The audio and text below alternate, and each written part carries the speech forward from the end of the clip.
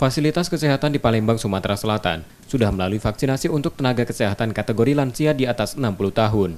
Di Rumah Sakit Muhammad Husin Palembang, vaksinasi nakes lansia dilakukan sejak 8 Februari 2021. Di rumah sakit ini terdapat 31 nakes dan SDM yang masuk kategori lansia, namun hanya 25 orang yang bisa divaksinasi. Sisanya tidak memungkinkan untuk divaksin karena memiliki riwayat penyakit penyerta.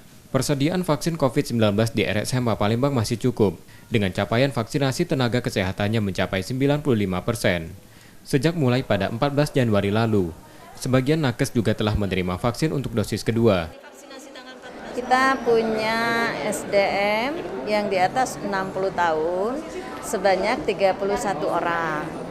Ya. Namun yang bisa divaksinasi 25 orang. Karena ada komorbid yang memang dia tidak mungkin untuk divaksinasi. Vaksinasi nakes di fasilitas kesehatan mendapat prioritas karena rentan penularan virus corona.